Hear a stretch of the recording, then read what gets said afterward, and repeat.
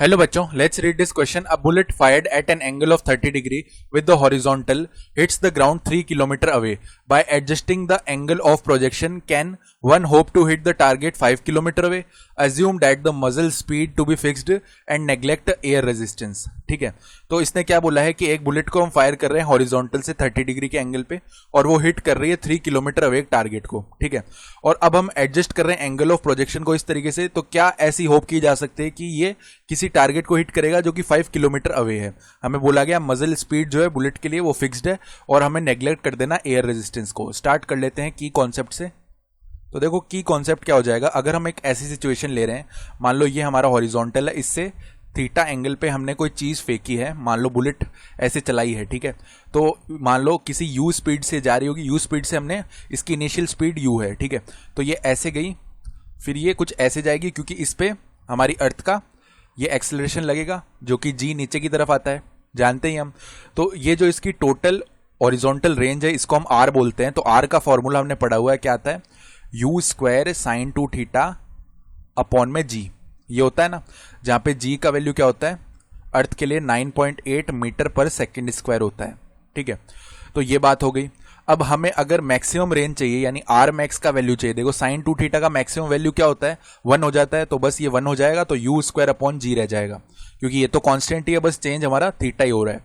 ये बात समझ में आ गई, क्योंकि इसने बोला है कि देखो यहाँ पे जो मजल स्पीड है वो फिक्स्ड है, ये बोला है.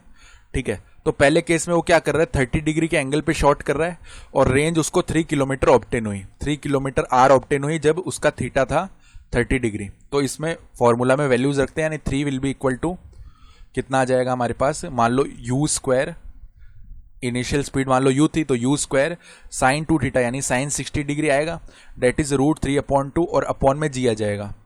इसका मतलब यू स्क्वायर अपॉन जी का वैल्यू किसके इक्वल आएगा, 2 × 3 अपॉन में √3, that is basically equal to 2√3.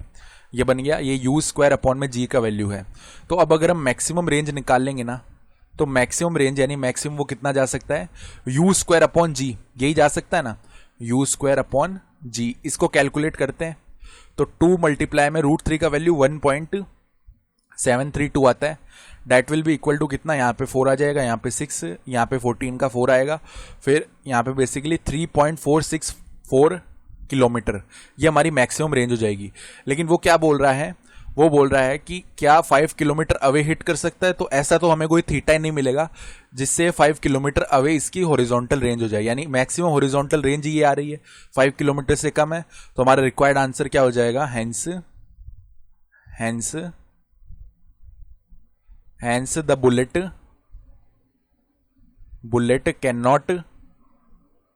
cannot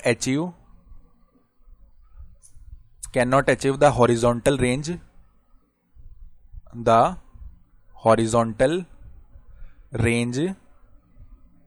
5 kilometre, यानी बुलेट अचीव ही नहीं कर पाएगी. तो थीटा की बात तो दूर है, हमने यही बता दिया कि अचीव ही नहीं कर पा रही है. ठीक है, I hope you understood this explanation. Best of luck.